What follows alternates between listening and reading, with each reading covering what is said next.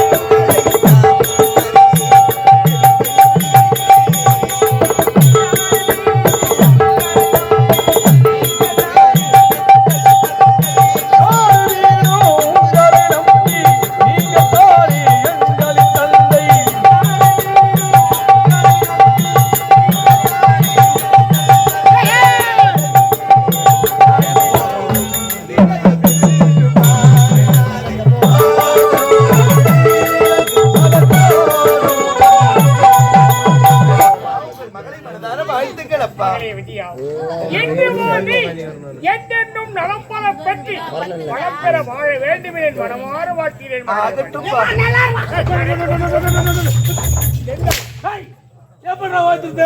வாழ்ந்த நல்லா மனமாற வாழ்த்துன்னு இது தப்பா உங்க ஆடிகளா திருப்பியா கூடுயோ வந்து வழியில வேலை போகணும். நாங்களாவது எத்தனையோ வயதை அழைத்து வந்தால் எனக்கு கண்மொழி கிடைக்கும். எவரை அழைத்து வந்து கண்மொழி கிடைக்க பாடில்லை, கிடைக்கவே இல்லை. என்னம்மா செய்வது? கண்பார் வருமா அப்படியே குடும்பம் போகாத கோவில் குளங்கள் கிடைக்காது, செல்லாத மருத்துவமனை கிடைக்காது. எத்தனையோ வைத்தியர் எல்லாம் வந்து வைத்தியத்தை பார்க்கின்றார்கள். யார் எதை செய்தாலும் இந்த தந்தைக்கு பார்வையே கிடைக்கவில்லை. பார்வை கிடைக்குமாறு ஏதாவது ஒரு வழியை வருத்தப்படாதீர்கள். நம்ம நாட்டிலே காட்டூர பகுதியிலே பரஞ்சோதி வைத்தியர் ஒருவர் இருக்கின்றார். அவர் அழைத்து வந்தால் இவருக்கு பார்வை கிடைத்துவிடும். பரஞ்சோதி வைத்தியரா? ஆமா, விரைவில் அழைத்து வாருங்கள்.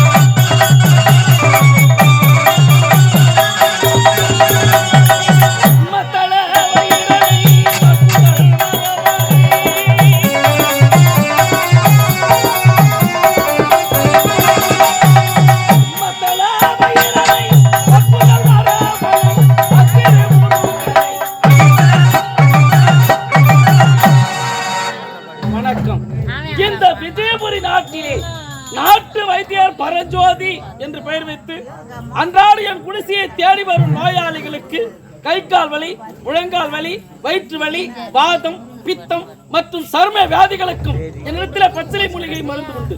அன்றாட என் குடிசையை தேடி யாராவது ஒருவர் வருவார்கள், வைத்தியம் பார்த்து கொண்டு போவார்கள். இன்று யாருமே என் குடிசையை தேடி வரவே இல்லை. சரி, யாராவது வருகிறார்களா எதிர்பார்க்கிறேன். வணக்கம் ஐயா, தாங்கள் யார் என்று நான் நாட்டு தளபதி நாகநாதன். மிக்க சந்தோஷம். அந்த காரணம் என்ன தெரியுமா? நாட்டு மன்னருக்கு பார்வை என்பதே தெரியவில்லை. அப்படியா? அதனால் தங்களை அழைத்து ஒரு மணி உத்தரவு புறப்படுங்க.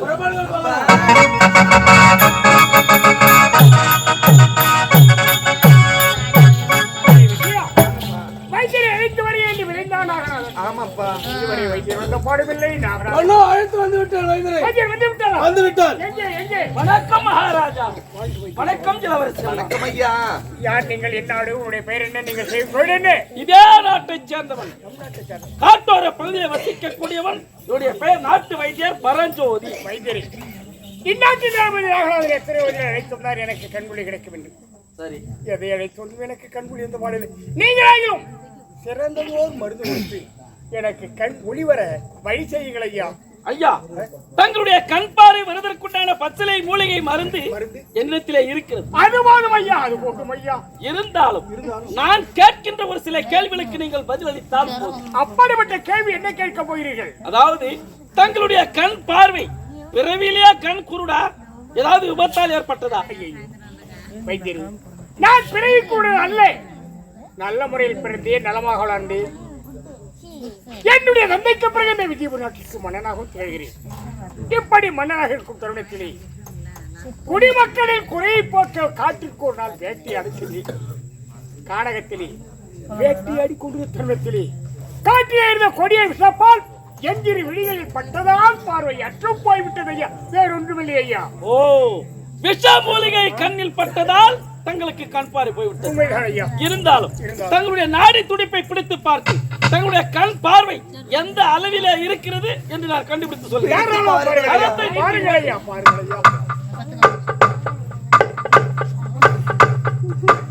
ஓ, புரிந்து விட்டது. தங்களுடைய கண் பார்வை வருவதற்குண்டான வழிமார்க்கம் எனக்கு தெரிந்து விட்டது. எப்படி ஐயா? ஐயா, தங்களுடைய கண் பார்வை வருவதற்குண்டான பச்சிலை மூலிகை மருந்து உள்ளதா? என்னிடத்திலும் கிடையாது, இல்லையா? இந்த பூலோகத்திலும் கிடையாது. வைத்தியரே, எனக்கு கண்கூடி கிடைக்க மருந்து உங்களிடம் இல்லை. இல்லை, இந்த பூலோகத்திலே இல்லை என்றால் வேறு எங்கதான் உள்ளது? ஓரிடத்தில் இருக்கிறது. எந்த இடம்? நாகலோகம். நாகலோகம்? ஆமாம், நாகலோகத்திலே நாகஜோதி என்று ஒரு பொருள் இருக்கிறது. அதை கொண்டு வந்து தங்களுடைய கண்களிலே பொருத்தினால் தங்களுடைய கண் பார்வை சூரிய ஒளி போல் பிரகாசமாக தெரியும். வைத்தியரே, நீங்கள் உரைக்க வார்த்தை நடைபெற வேண்டிய செயலாயுது. உண்மையை சொல்கிறேன். கண்குளி கிடைக்க வேண்டும் என்றால் நாகலோகத்தில் இருக்கக்கூடிய நாக ஜோதியை கொண்டு வந்து வெளியில் பொருத்தினால் பார்வை நன்கு தெரியும் என்று உரைக்கிறேன். உண்மை. நாம் இருக்கும் இடமும் பூலோகம். நீங்கள் உரைக்கும் மூலிகை நாகஜோதி இருக்கும் நாகலோகம். அப்படி இருக்கு. பூலோகத்திலிருந்து நாகலோகம் யார் செல்வார்கள்? நாகலோகத்தில் இருக்கும் அந்த நாகஜோதியை கொண்டு வந்து யாரையா எனக்கு பார்வை கொடுப்பார்கள்? ஐயா, அதுக்கு ஒரு வழிமார்க்கம் இருக்கிறது. என்ன வழி? நீங்களோ பேரரசர். உண்மைதான். இந்த நாட்டிலே ஒரு அறிவிப்பு போன்று அறிவித்து விடுங்க. எப்படி சொல்லலாம்? அதாவது, யார் ஒருவர் நாகலோகத்திற்கு சென்று நாகஜோதி என்ற பொருளை கொண்டு வந்து மன்னருடைய கண்களிலே பொருத்துகிறார்களோ அவர்களுக்கு இந்த நாட்டிலே யார் எதை கேட்டாலும் தருவதாக பரிசாற்றி விடுங்கள். நல்லதொரு உபாயத்தை உரைத்தீர்கள். வைத்தியரே, நீங்கள் உரைத்த வார்த்தைப்படியே நான் செவ்வனே அப்படியே செய்து முடியுங்கள். நாகநாதா, வைத்திருக்க வேண்டிய பொறுப்புகளை தாராளமாய் கொடுத்து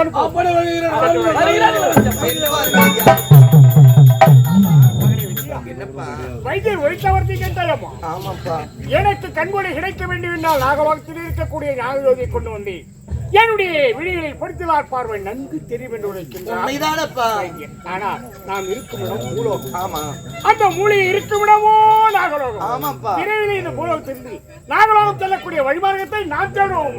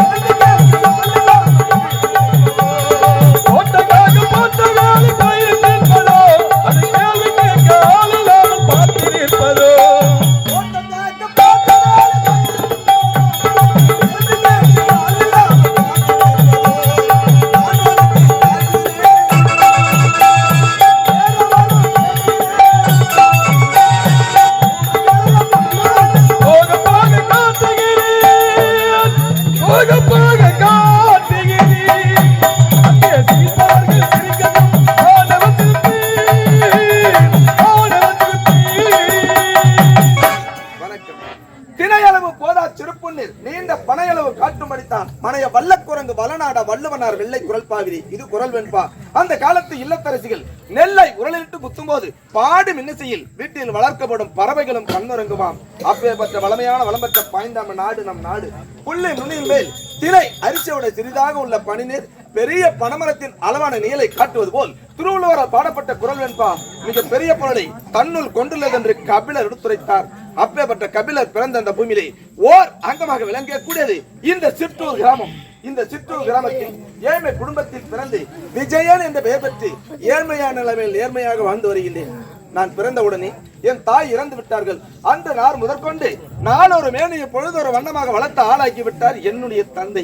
நானும் படித்தேன், பட்டங்களை பெற்றேன், எங்கு சென்று வேலை கேட்டாலும் வேலை கிடைக்கிறேன். வேலை கிடைக்காத காரணத்தால் என்னுடைய தந்தையை பிரிந்து வந்து விட்டேன். அப்பா, எனக்கு வேலை கிடைத்தவுடனே வந்து உங்களை அழைத்து சென்று பத்திரமாக பார்த்துக் கொள்கின்றேன்.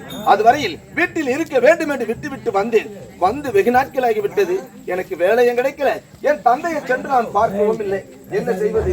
வேலையை தேடி தேடி என் உடலெல்லாம் அயற்சி அடைந்திருக்கின்றது. அதனால் அதோ தெரியும் அந்த பாயடைந்த மண்டபத்தில் சற்று நேரம் ஓய்வெடுத்து விட்டு பிறகு சென்று வேலையை தேடலாம். கல்தல் காலடியை வணங்கினார், கல்தல் காலடியை வணங்கினார், கடவுள் யாவரையும் வணங்குது போலே கல்தல் காலடியை வணங்கினார்.